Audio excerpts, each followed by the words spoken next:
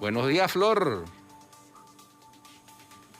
Flor, buenos días.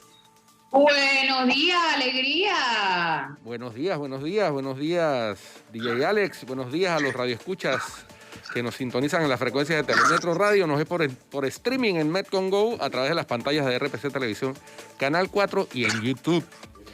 Viene llegando Atenógenes al cuarto poder de hoy, miércoles 26 de enero. Oye, Flor y Atenógenes, ustedes han escuchado aquella expresión de que el que dice lo que no debe, escucha lo que no quiere. Bueno, eso se puede adaptar ahora a el que escribe lo que no debe.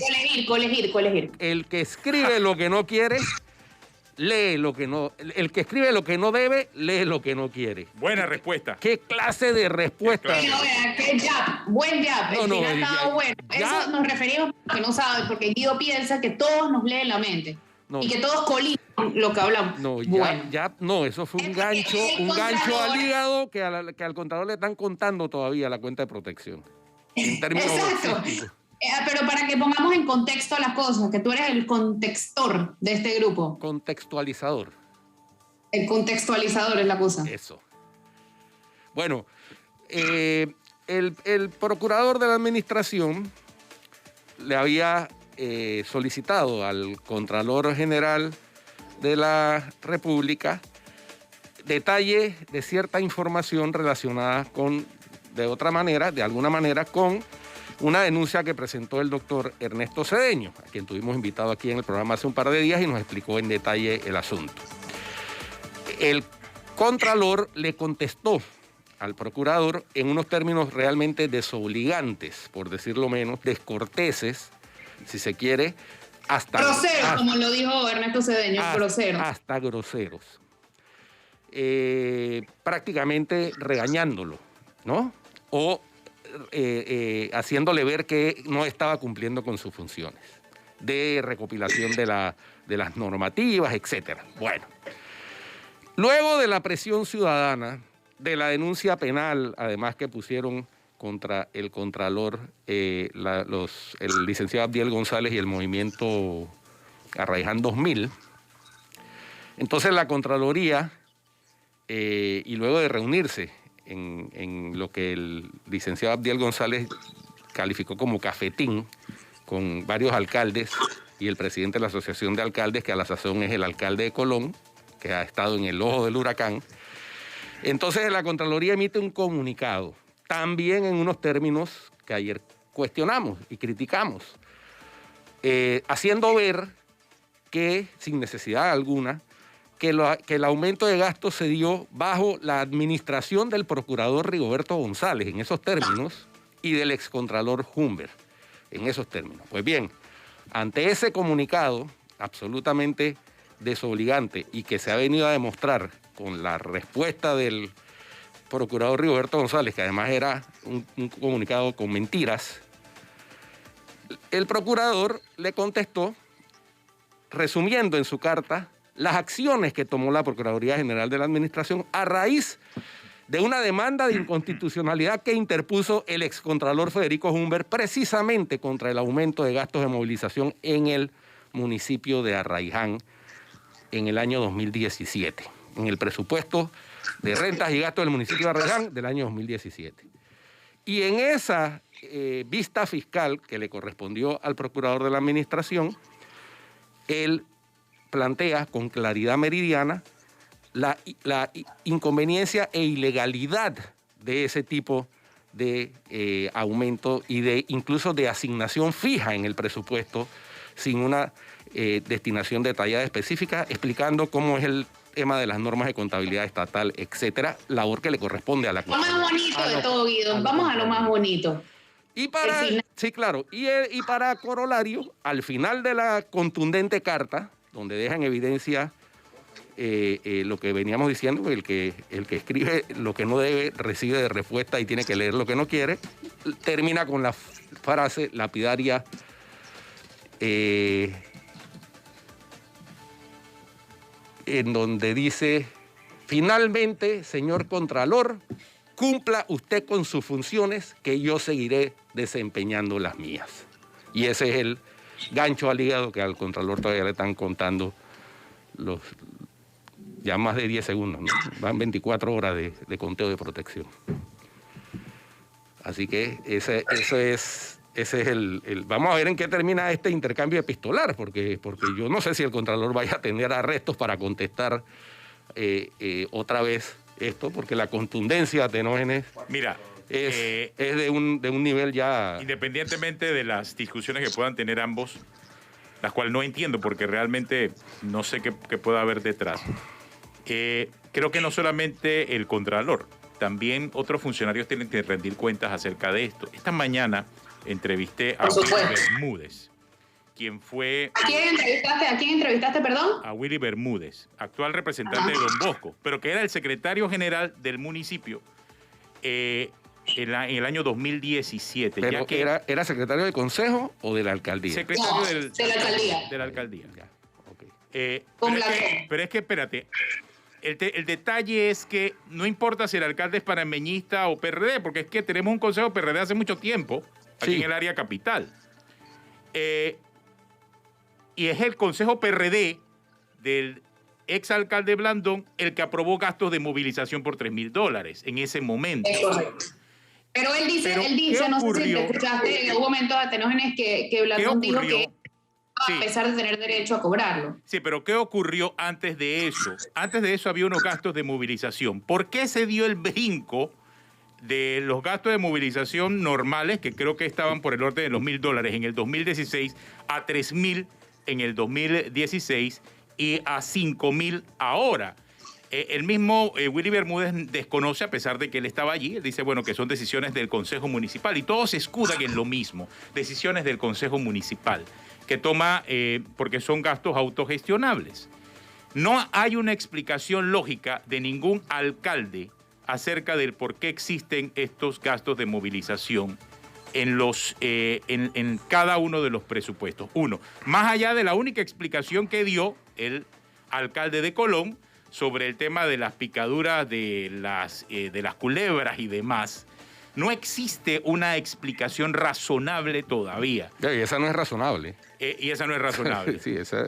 Así que esa pelea que puede existir entre el procurador y el contralor, o lo que hizo el contralor anterior, en nada está respondiendo a las grandes preguntas que tenemos en este momento acerca de por qué se han agarrado entre ellos a pelearse por cosas mínimas cuando la respuesta es clave no las están dando. ¿Sabe? Lo que sí me preocupa a mí es que esta mañana también entrevisté a un asesor legal de la Asociación de Alcaldes y ella le hablaba acerca de ataques políticos. Esa frase me la repitió también Willy Bermúdez y yo no entiendo ataques políticos de quién. Porque el gobierno, que es el que pudiese atacar políticamente a los alcaldes, es el que representa a todos los alcaldes de este país, porque más del 50% de los alcaldes son del PRD. Entonces no entiendo el ataque político a quién. Y en la práctica, Tenógenes, el Contralor es PRD y el Contralor es parte... Exacto. Así que no tienen ni un ataque. Simplemente no les gusta rendir cuentas. Eso es todo lo que está pasando aquí. Bueno. Es que no les gusta la transparencia, no les gusta rendir cuentas. Los que pedimos rendición de cuentas, estamos atacándolos políticamente. Eso es todo. Y hay algo más. Este señor que se llama Antonio Machuca, quien es asesor de la Asociación de Alcaldes, también dijo que esta decisión del Contralor vino por una petición de la Asociación de Alcaldes. O sea, no es que el Contralor decidió, porque aquí había un montón de peticiones que se habían hecho. ¿Desde hace cuánto tiempo se está publicando sobre estos gastos de movilización? Hace más... Por lo menos, sí, meses. Por lo menos 6 meses. Formalmente, desde que la prensa comenzó a disparar la primera información. Pero ahora lo que dice la Asociación de Alcaldes es que la decisión del Contralor es generada por una petición de ellos. Entonces ni siquiera fue una decisión del Contralor generada por interés ciudadano. O sea, ni siquiera cumpliendo con sus funciones. No fue ni iniciativa de él, es lo que él quiso decir. O sea, vamos a colegir, Flor. En la reunión del en la reunión del cafetín, calificada así por el licenciado Abdiel González, ellos le pidieron al Contralor que suspendiera los gastos. Y el Contralor efectivamente suspende los gastos. Suspende, y subrayo suspende, diciendo que va a investigar. Oiga, el Contralor, y eso lo saca a colación la carta del Procurador, tiene la facultad de, si no está de acuerdo, demandar la inconstitucionalidad de esos gastos ante la Corte Suprema de Justicia. Pero si él solamente se limita a decir, lo suspendo, voy a revisar, ni siquiera dice voy a hacer una auditoría, que es lo que a mí me parece que correspondería. Exacto. ¿No? Él decidió de investigar. Así es. Entonces, vamos a ver. Esto que se ha hecho en el pasado. Por eso ayer preguntaba lo de Federico Homber, porque yo sí recuerdo la auditoría que le hizo Federico Homber a un montón de juntas comunales. Bueno, y demandó Ahí iba entregando de aparte, ¿te acuerdas? Claro. Que llegaba con unos cerros de documentos ahí a la Corte. Con un camión. Y no es, un camión. Y no es por salir en defensa de Federico Homber, pero es que lo vimos. Vimos eso. Así es. Vimos la noticia. Es que eso es un hecho. Eso es un hecho. Eso no es una. Lo hizo, mira, lo hizo tarde, pero lo hizo. Sí, pero lo hizo. O sea, bueno, y en cuestión de tardanza, pues también la Corte tiene una responsabilidad, porque esa demanda del Contralor contra el presupuesto del municipio de Arraiján, donde se incluía esos gastos de movilización exorbitantes, la Corte se demoró en fallar y luego, como era contra el presupuesto del 2017, en el 2018 declaró sustracción de materia, porque ya ese presupuesto había quedado desfasado, había pasado la vigencia fiscal. Entonces, la Corte tiene su cuota de responsabilidad también. Hay temas en donde la Corte tiene que pisar el acelerador en interés de la ciudadanía y del buen manejo de la cosa pública. Es correcto. Bueno. Oye, y algo les iba a decir, pero ya se me olvidó. Tengo entendido, no sé si tenemos ya el contacto con nuestro invitado, porque íbamos a conversar todavía no han entrado, pero ya deben estar entrando. Y Arturo Rebollón, ¿no? Oye, a propósito, hoy tenemos 2 invitados de lujo. Sí, señores. Y para hablar del... Vamos a ver si ya entrará un momento. Si quieren, vamos a la pausa y regresamos para profundizar en estos temas sobre los contactos estrechos de contagiados con COVID y la nueva realidad que hay ahora que establece el MINSA. Ya regresamos.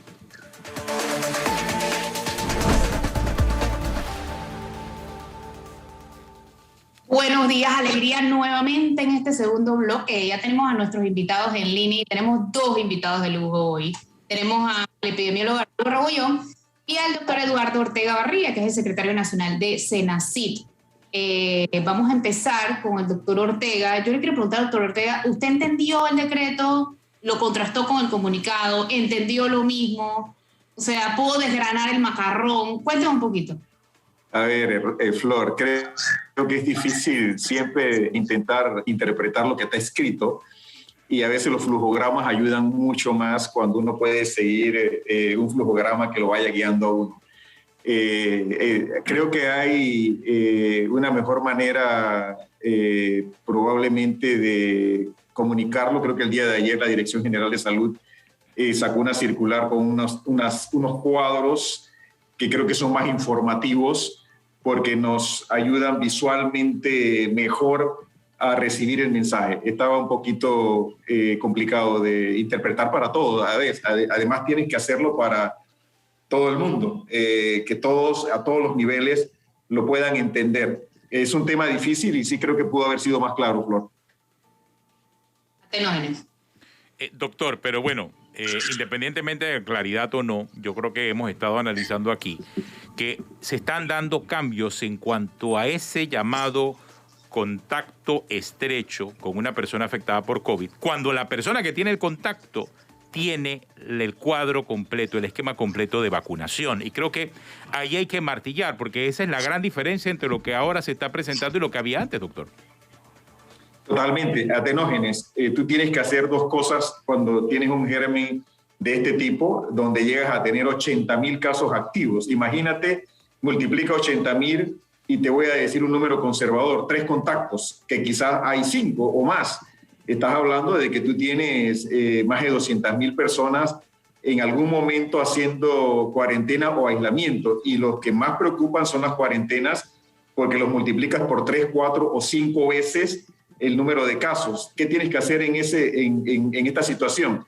Disminuir el número de personas que van a aislamiento y cuarentena y acelerar la salida de las personas de aislamiento y cuarentena, pero estando seguro que tú no estás creando un problema queriendo resolverlo. Por eso es que se reduce el aislamiento de 10 días a 7 días con la opción que lo hagas al quinto. Si se hace una prueba al quinto, y sabemos por estudios publicados que al quinto día aproximadamente 50% de las personas ya son negativas. Si la persona sale positiva, le repites la prueba al 7º día, y si ahí la persona es negativa, sale. Y ya sabemos que al 7º día, 78% de las personas son negativas. Si la persona es positiva, se queda hasta el 10º día. Entonces, estás acelerando la salida del aislamiento. Y eso, o sea, solamente el 22% de los pacientes sale positivo por 10 días, ¿cierto? Exactamente. Al 7º día, 22% todavía son positivos. Estas son publicaciones del Reino Unido y depende de cuándo lo midas, Flor, ¿no? Es un estudio publicado donde midieron a las personas el día 1 o el día 2 del contacto.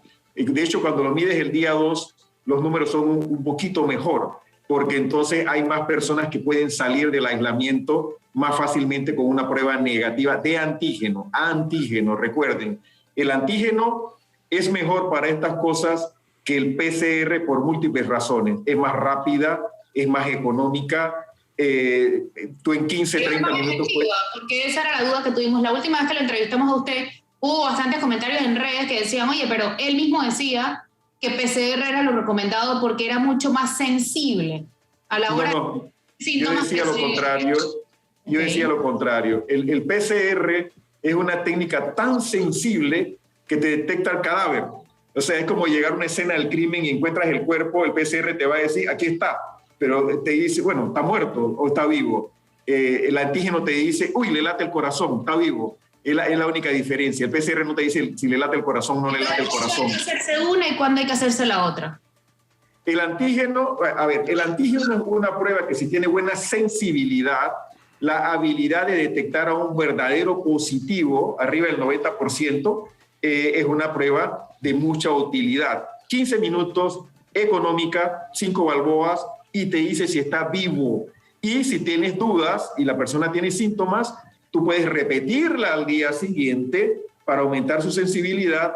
Y si sigue negativa y tiene síntomas y es un contacto, tienes el nexo epidemiológico, haz un PCR en ese momento y entonces el PCR te va a decir, esta persona en realidad es un falso negativo y el PCR sale positivo. ¿Dónde vale la prueba? $5. Ese es el costo de la prueba en el mercado internacional, cuando se le ofrece a los países. Vale 5 o 6 veces más. Esa es la prueba rápida, Flor, ¿no? La prueba, la autoaplicada. A mí no me gusta decirle casera, porque entonces le ponen un término derogativo. Cuando tú le dices casera, la gente comienza a pensar, ¿la fabricaron en una casa o qué significa casera? Es una prueba... Yo tengo una duda de esas autoaplicables. Para que no lo entienda, yo tengo una duda de esas. La nueva directriz del gobierno es, te haces la prueba autoaplicable, la casera, y si sale negativa, ya, te quedas con el negativo, pero si sale positiva te la tienes que volver a hacer en el laboratorio. Y yo veo que eso es necesario para el tema de las incapacidades, por ejemplo, pero lo lógico no hubiera sido que tú tuvieras que repetir la prueba, sobre todo si sale negativa y sobre todo si no tienes síntomas. Eso era como lo más lógico. No, si sale positiva, en realidad, si sale positiva no deberías repetirla porque un positivo es un positivo. Sin embargo, esto fue un tema que discutimos por bastante tiempo, Flor, ¿no? El tema es que legalmente la caja necesita tener una prueba por una persona autorizada para interpretarla, para darte la incapacidad. Entonces, si necesitas una incapacidad, hay que repetirla. Si no tienes necesidad de incapacidad, no hay que repetir la prueba. Ahora, lo que se ha hecho en el decreto, Flor, es autorizar a los comercios y las empresas que puedan tener ellos mismos la capacidad de hacer la prueba. Si ellos cumplen con los requisitos que la ley define para tener su autoprueba, ya no tienes que ir a repetirla a ningún otro lugar. Esa prueba sería válida porque te la está dando alguien que está autorizado para hacerte la prueba y tiene el permiso del Ministerio de Salud. Sí, pero eso me hace sentido, pero yo pregunto, las pruebas negativas, las que te salen negativas pero tienes síntomas, ¿esas no serían las lógicas de repetir en un laboratorio? Sobre todo si tienes síntomas. Tú te puedes repetir la prueba autoaplicada tú misma en 24 horas. Yo no te recomendaría que si tú tienes una prueba negativa y tienes síntomas hoy mismo vayas a otro lugar a hacerte otra prueba diferente. Pudieras hacerlo, pero yo te diría, manéjate como un positivo, repítete la prueba al día siguiente, porque recordemos, este virus Omicron es un virus que tú comienzas a ser infeccioso 1 o 2 días antes de que comiencen los síntomas y eres más infeccioso 2 a 3 días después. Pero puede ser que tú comiences con síntomas antes de que la prueba tenga la capacidad de detectártela, porque tú estás teniendo síntomas en tu sistema inmune. Tu sistema inmune se activa y tú comienzas a sentir molestias y en realidad todavía no es el virus, sino el sistema inmune causándote problemas. Te haces la prueba y eres negativo. Espérate 24 horas, repítete la prueba y si eres nexo epidemiológico, ¿qué significa? Caramba, estuve en contacto con alguien que es positivo, me duele la garganta, estoy congestionado, salí negativo, qué raro, mejor me espero, me la repito mañana, sobre todo si es una autoprueba, Flor, ¿no? Que la idea es que la persona tenga la autoprueba en la casa, te la repites, es positiva, tú tienes que tomar decisiones en tu hogar y eso es importante. La prueba tiene múltiples usos, Flor, cuando están en manos de las personas y las personas han sido educadas en cómo utilizarlas.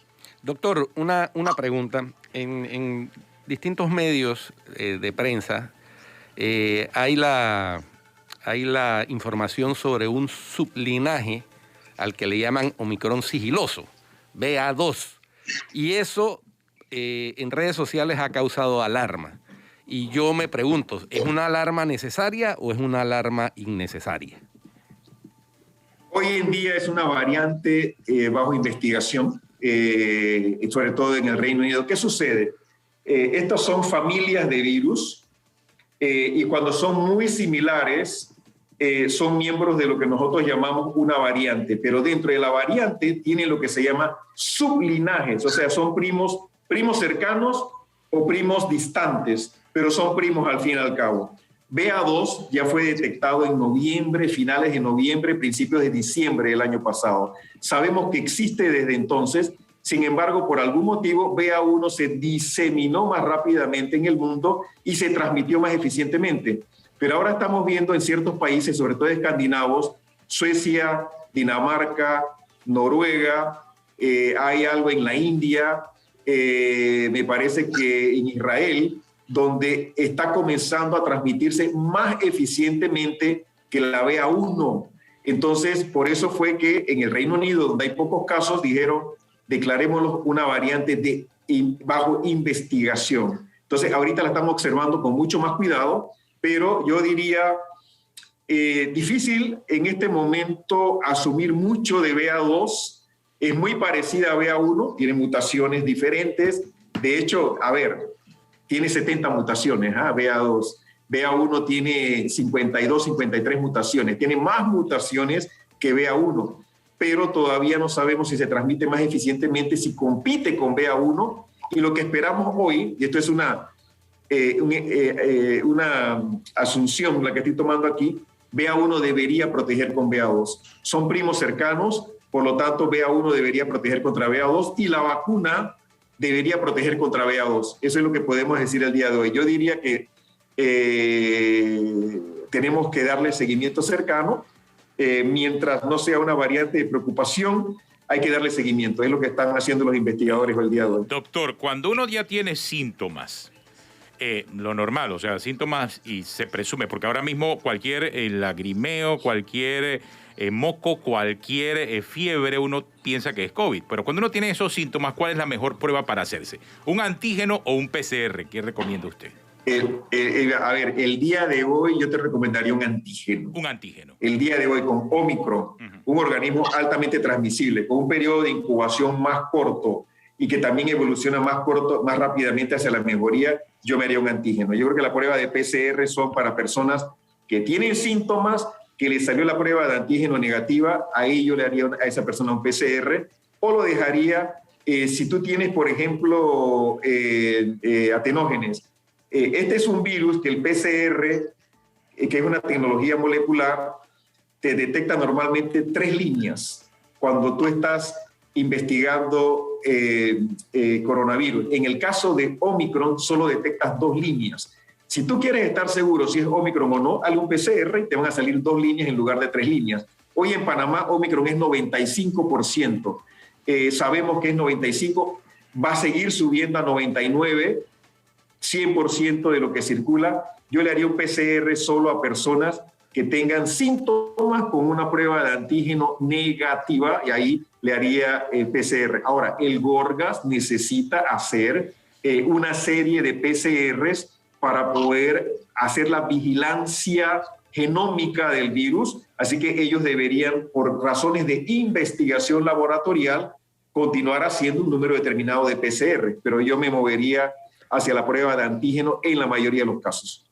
Doctor, antes de pasar con el doctor Arturo Rebollón, yo quisiera preguntarle si los refuerzos futuros de la vacuna van a ser con las mismas vacunas o con reformulaciones ajustadas a nuevas variantes. Lo más probable, Flor, van a ser con una vacuna específica de variantes y probablemente va a ser Omicron. ¿Qué sucede, Flor? Tú te vacunas, sube la respuesta inmune, baja, te pones el refuerzo, sube mucho más, bajó, nos pasó con la segunda dosis, el refuerzo sube mucho más, pero entonces comienza a bajar de nuevo y ahora tú tienes una variante que tiene un número importante de mutaciones comparada con la primera variante que es de Wuhan, la que salió de China. Ahí yo creo que los laboratorios hicieron bien, esperar, porque tuviste alfa, beta, gamma, delta, tuviste mu, tuviste epsilon por acá abajo de las variantes de interés. Ahora tienes una de preocupación que tiene 53 mutaciones, 30 de ellas en la proteína S, que es lo que utilizamos en la vacuna. Llegó el momento de formular una vacuna diferente y muy probablemente el refuerzo en el futuro va a ser con una vacuna que sea basada en Omicron, puede ser BA1 o puede ser BA2, pero ahorita los laboratorios están desarrollando BA1 y yo creo que nosotros en marzo vamos a tener datos clínicos en humanos que nos van a dar datos de inmunogenicidad y nos van a dar datos de seguridad y muy probablemente no vas a tener que hacer estudios de 40,000 ni 20,000 sujetos porque ahora tienes lo que se llama puente de inmunogenicidad. Si yo comparo la vacuna vieja con la vacuna nueva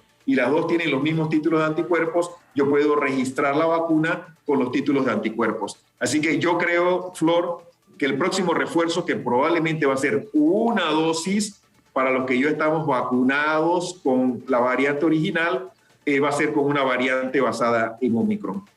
Doctor, una pregunta. Disculpa, Flor, pero es que me escribieron acá una pregunta que es muy válida. Dice que si el antígeno la prueba de antígeno da positivo y la PCR negativa, ¿a cuál de las dos se le hace caso? Un caso de la vida real. Positivo es positivo. Ajá. Yo diría que la tasa de falsos positivos es muy baja. El estándar de oro es el PCR. Ajá. Ese es el estándar de oro.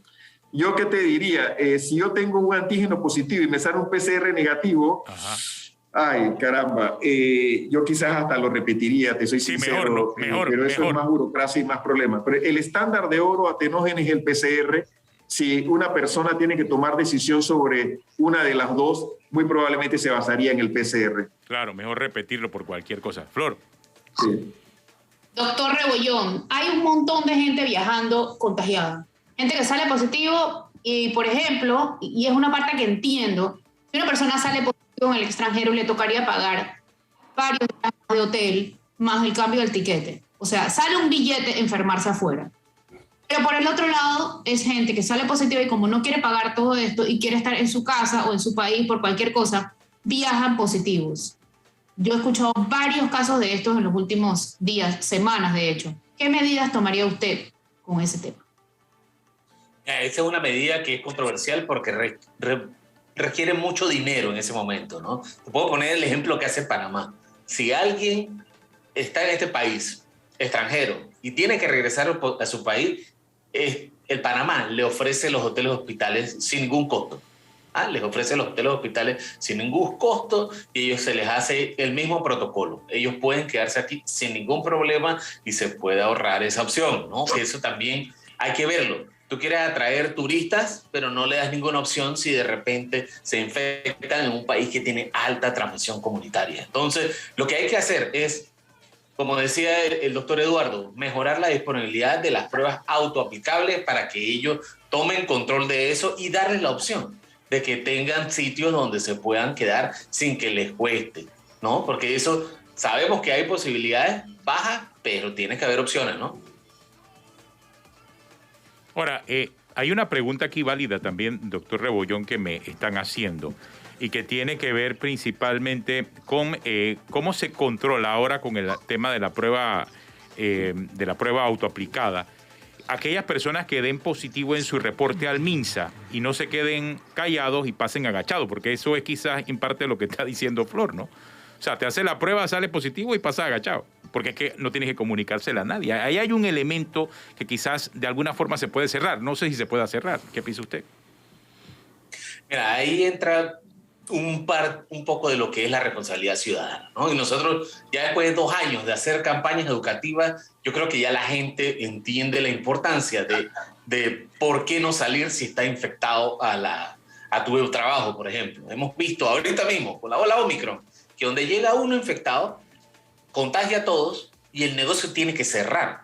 Y no solo negocio, hemos visto que hasta iglesias han tenido que cerrar porque los sacerdotes completos, todo el panel de sacerdotes ha quedado cerrado. Entonces, la gente tiene que tomar responsabilidad de esto y tú puedes implementar, por ejemplo, en tu sitio de trabajo, que la gente tenga como un micro lugar, algo donde sean para probar, para validar estas pruebas, ¿no? Que eso yo creo que está descrito en el decreto que dice que tú puedes tener centros de hisopado, de hisopados autoaplicables que te ayudan a interpretar y cómo te va a hacer. Entonces, con estas nuevas medidas es mucho más flexible para las personas que tienen las 3 dosis. O sea, yo creo que eso tienen que verlo, que por ahí es donde está la salida. Tú te pones tus 3 dosis y si no tienes ningún síntoma, tú puedes reintegrarte a tu trabajo con una mejor mascarilla. Y esto le hemos dicho ampliamente. KN95, KF94, FP2 y N95, y tú puedes volver a trabajar.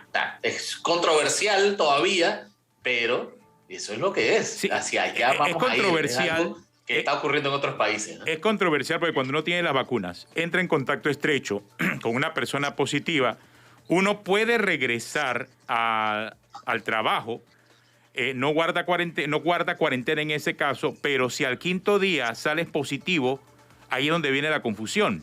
Porque es en ese momento entonces que guardarías un aislamiento, porque ya anteriormente regresaste a tu trabajo después de haber tenido el contacto positivo. No sé si me queda claro en la pregunta, porque me la están haciendo también acá por redes. Claro. Si tú de repente tienes tus 3 dosis, porque eso puede ocurrir. Tú tienes tus 3 dosis y puedes iniciar síntomas. La diferencia es que con las 3 dosis tu cuerpo te defiende mejor. Entonces, al defenderte mejor, solamente presentas síntomas donde hay mayor actividad del virus, que usualmente en la vía respiratoria alta. Eso es lo que los pacientes dicen. Es que me pica la nariz, no sé si es resfriado, si es coronavirus, me pica la garganta. Y esa es la diferencia. Entonces, si tú tienes uno de esos síntomas, te puedes hacer la prueba sin ningún problema. Y ahí entonces tú entrarías en aislamiento porque entra de positivo sintomático, que otra categoría. ¿Quiere incluir algo? ¿Perdón, Flor? ¿Quería decir algo? No. A ver, yo escuché la pregunta y me parecía que lo que estaban dirigiendo era... Bueno, estoy vacunado, tuve la prueba negativa, pero me la hago al 5.º día y ahora soy positivo. Entonces, ¿qué hago?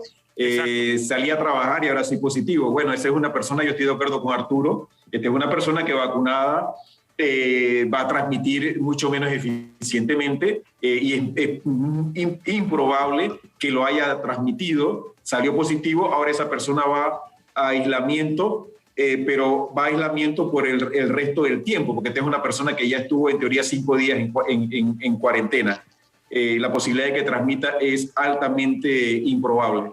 A ver, si aclárenos ese punto, porque lo que entiendo de lo que nos están transmitiendo ahora es que la persona que tiene el esquema completo de vacunación, incluyendo el refuerzo, a pesar de haber estado en contacto estrecho, a pesar de salir positivo, su capacidad de transmisión del virus es menor, entonces. Entiendo que 12 veces menor. Claro que sí, así es. De hecho, ¿quién va a cuarentena? El contacto estrecho con vacunación incompleta. Ese es el que va a cuarentena.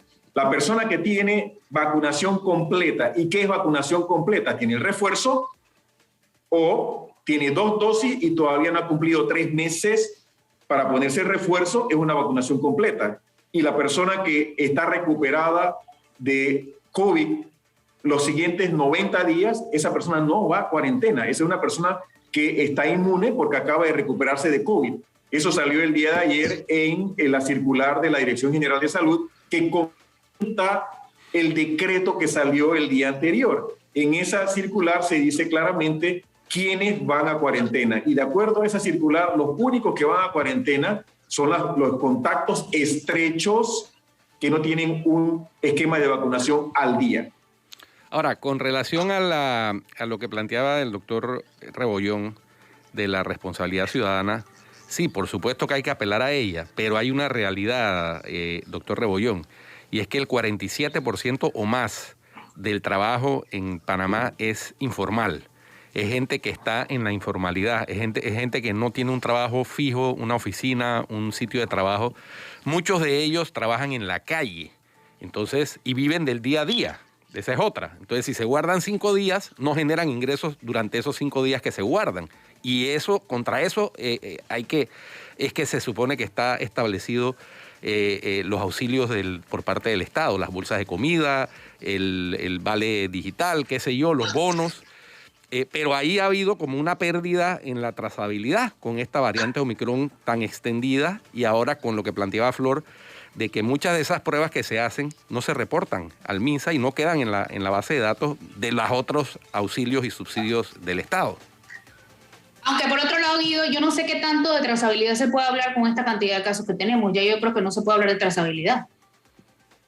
Exacto. O sea, yo soy de los que está convencido que una vez que tú tienes 10.000 casos activos, ya no los puedes trazar, porque eso implica que tú tienes 10.000 casos activos más 5 contactos, esos son 50.000 personas que tú tienes que trazar.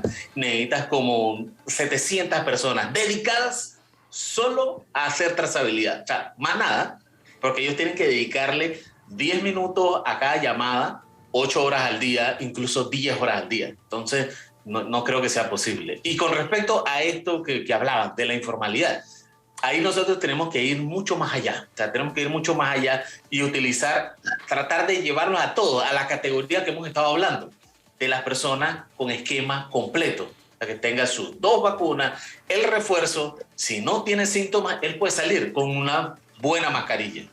Una buena mascarilla que ahorita mismo está súper accesible. El kit de mascarilla de 10 días te cuesta $3, de unas buenas mascarillas.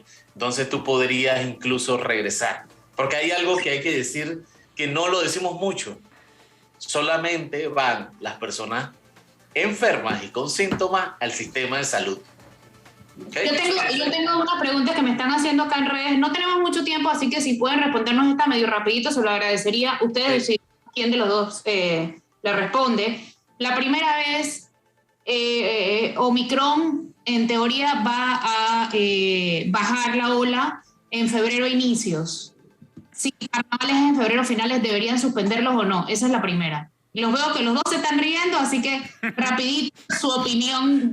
Bueno, el epidemiólogo es Arturo. Yo diría que no pensemos en carnavales. Para mí, yo estaría pensando en las escuelas y no le daría el carnaval. Pero bueno, el epidemiólogo es Arturo. 100% de acuerdo. Los carnavales, los pueblos se debieron haber preparado hace un año para tener todas las actividades. Ningún pueblo hizo ninguna actividad. O sea, que yo creo que ellos mismos van a decir que no estamos preparados no tenemos comida, no tenemos stands, no hemos hecho los permisos de venta en la comida, así que no va a ocurrir, no van a ocurrir. Ok, segunda pregunta. ¿Después de cuántos días que sales del COVID te puedes poner la vacuna de refuerzo? 90 días. Y esto ha sido un tema de discusión. En España habían recomendado un mes. Sabemos que la reinfección es rara en los primeros 90 días después de recuperarte, así que 90 días. Hay quienes dicen que más. Yo diría que mientras no sepamos más de Omicron, que apenas se detectó el 24 de noviembre en Sudáfrica, hagamos 90 días. Esto es dinámico, vamos a aprender más, después se puede prolongar si es necesario, pero hoy es 90 días la recomendación. Y la segunda pregunta creo que va en esa misma línea, o sea que yo creo que la respuesta también es 90 días, ¿no? Después del COVID, ¿cuántos meses o cuánto tiempo estás inmune de que no se te vuelva a pegar? 90 días, ¿cierto? Bueno, depende si te vacunas, ¿no? O sea, claro. Si tú te vacunas después de Omicron, tienes inmunidad híbrida y va a depender, recuerda, Flor, hay 3 componentes aquí mínimos en esta ecuación. el virus, si muta mucho o no muta mucho, y tenemos otro Omicron en 3 meses, en Sudáfrica cada 3 meses tienen una variante diferente, veamos qué sucede, la vacuna y nosotros. Si nosotros nos vacunamos y tenemos muchos refuerzos y muchas segundas dosis, caramba, comunitariamente vamos a poder impactar la próxima ola, de hecho, si nosotros ahora vacunamos a un número de población alta. No sé qué opine Arturo. No, yo estoy de acuerdo. La clave aquí es siempre meter a las personas en la casilla de máximo nivel de vacunación. Todavía falta un montón de gente por vacunar, O sea, aquí en Panamá faltan más de 1 millón de personas para completar, para iniciar las vacunas, y eso incluye a los niños. Entonces, la vacunación pediátrica todavía está iniciando, hay muchísima gente ahí y todavía falta mucha gente por vacunarse con segundas y terceras dosis. Así que, y dijo 1 millón, pensando en lo cortito. En refuerzo estamos hablando de que son casi 2,5 millones. Así que todavía falta mucho para llegar a ese punto. Estamos llegando a 1 millón de refuerzo, Flor, y tú tienes de primeras dosis 3,2 millones. Imagínate, o sea, te faltan todavía un número importante de personas por el refuerzo. Si realmente tienes que vacunar 3 millones con refuerzo, te faltan 2 millones. Apenas hemos aplicado 1 millón de dosis de refuerzo. Ok, ¿Atenógenes, Guido? No. Listo. Tenemos una pausa. Muy Muchas claro. gracias, doctores, tanto al doctor Rebollón como al doctor Eduardo Ortega por su tiempo y su gentileza a aclararnos estos puntos aquí en Cuarto Poder. Vamos a- Gracias. Ya volvemos, no se vayan.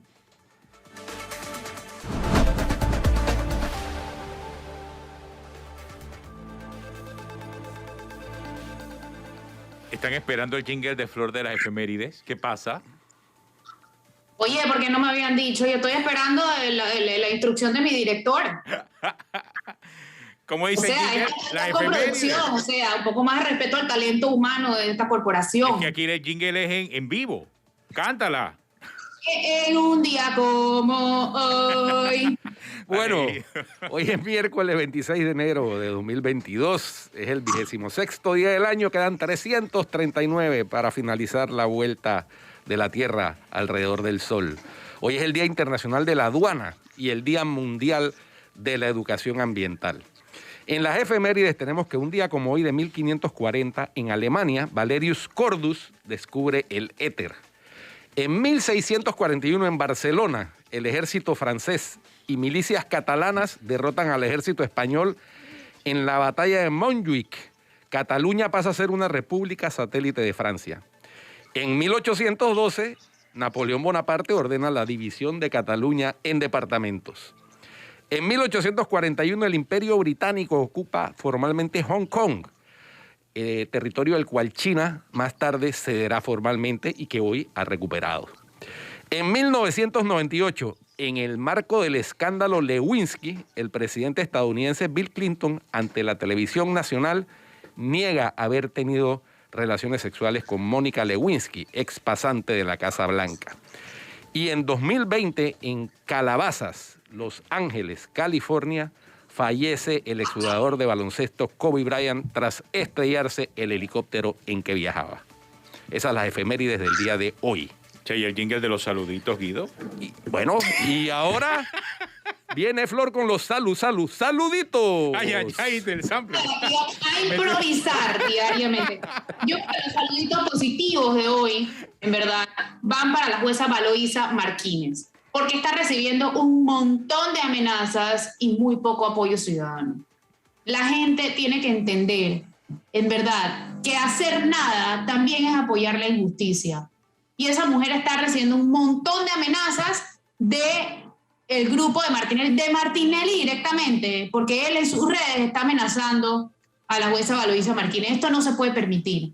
Ella es la jueza encargada, y Guido me corregirá si no, de los casos más importantes de alto perfil. Sí, Y correcto. estar de las personas investigadas. Esto en cualquier otro país fuera totalmente prohibido. No, y sancionado, es que, por supuesto. Flor, eso está tipificado en el Código Penal como delito. Por eso, en cualquier otro país esto sería sancionado. Aquí no está pasando absolutamente nada. Así que por lo menos yo creo que los ciudadanos tenemos que apoyar a los jueces que tienen en sus manos los casos más importantes de alto perfil. Muy bien. Vale el saludito. Me sumo a esos saluditos. Vale el saludito, Flor. Claro que sí. Terminamos. Se fue el tiempo. Gracias por acompañarnos. Hasta mañana. Hasta mañana, Cuarto Poder. Chao.